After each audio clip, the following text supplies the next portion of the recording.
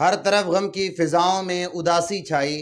صبح سادات پہ اب شام غریباں آئی۔ درد والو سنو خون شہیداں کی صدا، ہم نے اسلام کی خاطر ہے شہادت پائی۔ اور خواتین حرم کرتی تھیں فریاد و فغاں، ہائے بابا کوئی کہتی کوئی ہائے بھائی۔ ہر دن کے بعد رات اور ہر صبح کی شام ہوتی ہے، مگر وہ رات اور وہ شام جو محرم کی 10 تاریخ کو کوفہ کی تپتے ہوئے ریگستان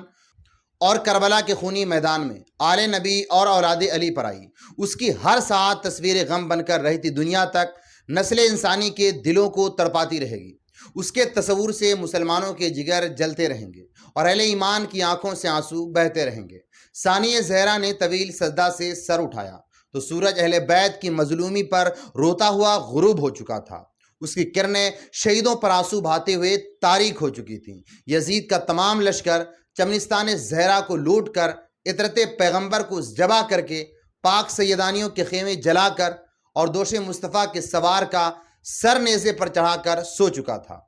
کربلا کی ریت شہیدوں کے خون کو جذب کر چکی تھی۔ عباس کے بازو قلم ہو چکے تھے، قاسم کی جوانی لٹ چکی تھی، اکبر کی لاش کے ٹکڑے ہو چکے تھے، تسبیح کے دانے خاک میں مل چکے تھے، آل رسول کے لاشیں بے گور و کفن پڑے تھے۔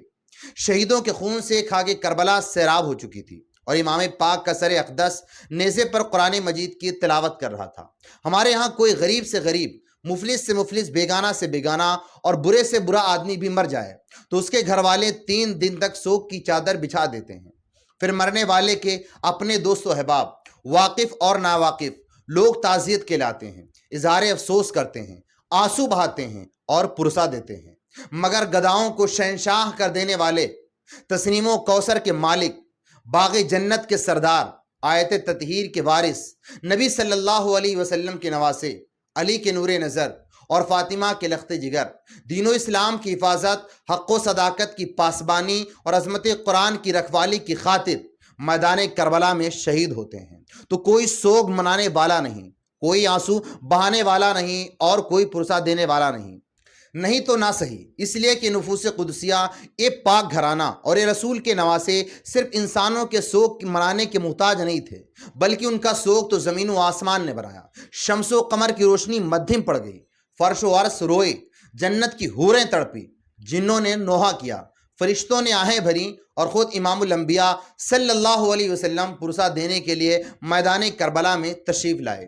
یہی نہیں بلکہ اس دن سورج گہنا گیا، 6 ماہ تک آسمان کے کنارے سرخ رہے، افق کی سرخی ابھی تک موجود ہے۔ 7 دن تک دنیا میں اندھیرا چھایا رہا، ستارے آپس میں ٹکرائے، بیت المقدس کے ہر پتھر سے تازہ خون کے فوارے نکلے، یزیدی لشکر کے گوشت سے آگ کے شعلے اٹھے۔ ایک آدمی نے امام پاک کی گستاخی کی تو وہ حکم الہی آسمان سے 2 ستارے ٹوٹے جن سے اس کی آنکھیں جاتی رہیں۔ شام غریبہ کے خوفناک اندھیروں نے میدان کربلا کو جب پوری طرح اپنے لپیٹ میں لے لیا اور رات کی تاریکی کوفہ کے ریگستان میں جب مکمل طور پر مسلط ہو گئی تو امام پاک کی بہن نے پھٹی ہوئی قنات سر پر اوڑھی اور جلے ہوئے خیمے کے ٹکڑے کا پردہ بنا کر شمشیر حیدری ہاتھ میں لے کر لاشوں کو اکٹھا کر کے پہرے دینے لگی۔ اپنے بھائی حسین رضی اللہ تعالیٰ عنہ سے بھی جدا نہ ہونے والی بہن آج رات بھر پہرا دیتی رہی۔ آخر رات کٹ گئی۔ کیسے کٹی یہ زینب کے دل سے پوچھو یا شہربانوں کی آنکھوں سے، یا عابد بیمار کے جگر سے پوچھو یا سکینہ سے پوچھو، نہیں یہ دوش مصطفیٰ کے سوار سے پوچھو یا آغوش فاطمہ سے، یا نگاہ علی سے پوچھو یا روح فطرت سے۔ صبح ہوئی تو کوفہ کے اس ریگستان میں زین العابدین کے صدائے توحید و رسالت گونج اٹھی اور بیمار سید نے میدان کربلا میں دنیا کو بتا دیا کہ آل مصطفیٰ پر پانی بند کر کے ان کو تڑپایا تو جا سکتا ہے، لیکن خانواد سعادات سے توحید و رسالت کی صدائے حق کو مٹایا نہیں جا سکتا۔ انتہائی مظلومی و بے کسی کے عالم میں بھی اللہ کی راہ میں سب کچھ قربان کر دینے کے باوجود بھی اور جان سوچ صدموں سے چور چور ہو جانے کے بعد بھی سید کے گھر سے حق و صداقت کی آواز آتی رہے گی۔ عابد بیمار نے کربل میں کیا کیا دیکھا، گھر لٹا، قید ہوا، باپ کا لاشا دیکھا، خود خدا کو بھی تھا جس کی چادر کا لحاظ، آج اس سیدہ زینب کو بھی بے پردہ دیکھا، علی اصغر کے حلق پر ستم کا لگنا دیکھا اور تپتی ہوئی ریت پر اکبر کو تڑپتا دیکھا، آل اطہار کے جلتے ہوئے خیموں کا دھواں اور پھر شام کی قید میں سکینہ کا جنازہ دیکھا۔ زین العابدین بیمار عابد ابھی فجر کی نماز سے فارغ ہی ہوئے تھے کہ ظالموں نے ان کے پاؤں میں بیڑیاں ڈال دیں، ہاتھوں میں ہتکڑیاں پہنا دی اور ناموس رسالت کی پردہ نشین بیویوں کو بھی رسیوں سے الٹے ہاتھوں باندھ دیا گیا اور اونٹوں کی ننگی پشتوں پر بٹھا کر عمر ابن سعد نے قافلے کو کوچ کا حکم دے دیا اور اہل بیت کا یہ لوٹا ہوا قافلہ اپنے شہیدوں پر فاتحہ پڑھ کر اور اپنے بچوں کے مرثیے پڑھتا ہوا روانہ ہو گیا۔ دنیا میں بڑی سے بڑی جنگیں ہوئیں اور ہوتی رہیں گی، قیدی بنتے بھی آئے اور بنتے بھی رہیں گے، لیکن کسی بڑے سے بڑے ظالم حکمران اور کسی بڑے سے بڑے جابر بادشاہ نے آج تک قیدی عورتوں پر ایسا ظلم و ستم نہ کیا اور نہ ہی کوئی کرے گا جو میدان کربلا میں یزید کے فوجی افسروں نے کیا۔ بیمار عابد کے پاؤں میں بیڑیاں تھیں، ہاتھوں میں ہتکڑیاں اور پاک بیویوں کے ہاتھ رسیوں سے پیچھے بندھے ہوئے تھے اور اونٹوں کی ننگی پیٹھوں پر بیٹھی ہوئی تھی۔ نبی کی نواسیاں تھیں، وہ رسول جو جنگ بدر کے بعد اس لیے ساری رات نہ سویا تھا کہ عباس کے پاؤں میں بیڑیاں ہیں۔ یہ اس رسول کی اولاد تھی جس نے مکہ فتح کے بعد میں اپنی جان کے دشمن قیدیوں کو یہ فرما کر رہا کر دیا تھا، انتم الطلقاء، جاؤ آج تم سب آزاد ہو۔ یہ اس پیغمبر کی لاڈلیاں تھیں جس نے حاتم طائی کی بیٹی کے ننگے سر کو اپنے چادر سے ڈھانپا تھا۔ یہ سیدہ زینب بھی اس علی کی بیٹی تھی جس کے حق میں یہ آیت نازل ہوئی تھی، وَيُطْعِمُونَ الطَّعَامَ عَلَىٰ حُبِّهِ مِسْكِينًا وَيَتِيمًا وَأَسِيرًا۔ اور آج اسی علی کی اولاد مسکین بھی تھی، یتیم بھی تھی اور اسیر بھی، مگر چونکہ ان کے دل پتھر ہو چکے تھے، ان کی آنکھوں پر غفلت کے سیاہ پردے پڑ چکے تھے، وہ دشمنی اہل بیت میں گمراہ ہو چکے تھے، ان کے لیے ان کے پتھر دل میں رحم کا ایک ذرہ بھی پیدا نہ ہو سکا۔ قافلہ کربلا سے روانہ ہوا تو اس قیامت خیز گھڑی میں انسان و حیوان تو کیا، شجر و حجر تو کیا، جنوں کے بھی رونے کی آوازیں آ رہی تھیں، اور وہ ان الفاظ میں نوحہ کر رہے تھے کہ جس حسین کو نبی نے چوما وہی نور اس کے چہرے پر ہے، اور اس کے والد قریش سے افضل تھے اور اس کا نانا دونوں جہان سے افضل ہے۔ تو اے آنکھ، تو غم حسین میں جتنا رونا چاہے رو لے، میرے بعد ان شہیدوں پر کون روئے گا۔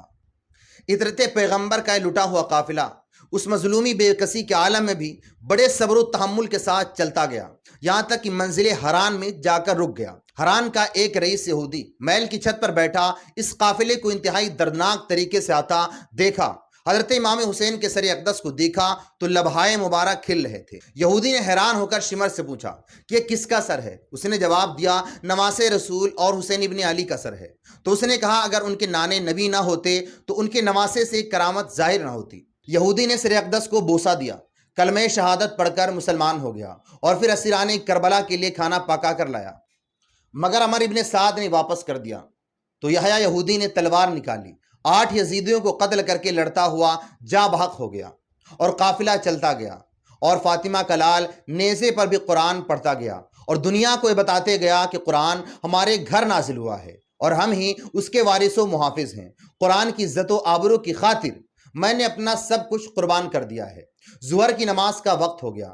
تو رسیوں میں جکڑی ہوئی سیدہ زینب نے بارگاہ رب العزت میں عرض کی، الہ العالمین، آج جس حال میں تیرے حضور ہم پیش ہو رہے ہیں تو دیکھ رہا ہے، پانی ہوتا تو وضو کر لیتے، مٹی ملتی تو تیمم کر لیتے، اور آزاد ہوتے تو قبلہ رخ ہو جاتے۔ رسیوں میں جکڑے ہوئے ہیں، نہ رکوع کر سکتے ہیں نہ سجود، مگر پھر بھی جس طرح ہو سکا تیری بارگاہ میں حاضر ہو گئے ہیں۔ اے خالق کائنات، ہماری مجبوری کو دیکھ کر ہماری نماز کو قبول کر لے۔ عمر ابن سعد قریب آیا اور گستاخانہ لہجے میں کہنے لگا، اگر رسیوں کی تکلیف ہے تو مجھے کہاں ہوتا، میں ڈھیلی کر دیتا۔ بنت علی نے جلال میں آ کر فرمایا، دور ہو جا میری آنکھوں سے اے کمینے، پھوٹ جائیں تیری وہ آنکھیں جو مجھے دیکھ رہی ہیں۔ اسے دنیا کے بدلے اپنے دین و ایمان کا سودا کرنے والے عمر ابن سعد، اگر میں نے تجھ سے کوئی سوال کرنا ہی ہوتا تو اس وقت کرتی جب تو نے میرے انو محمد کو اپنے ظلم کے تیروں سے چھلنی کر رہا تھا، اور اگر میں نے اس وقت بھی کوئی سوال نہ کیا تو علی کی بیٹی آج بھی کوئی سوال نہیں کرے گی۔ مگر تیرے لیے شرم کا مقام ہے، کیا تو اس نبی صلی اللہ علیہ وسلم کی نواسیوں کو رسیوں سے جکڑ کر لیے جا رہا ہے جس نبی نے ساری کائنات کو کفر کی قید سے رہائی دلائی،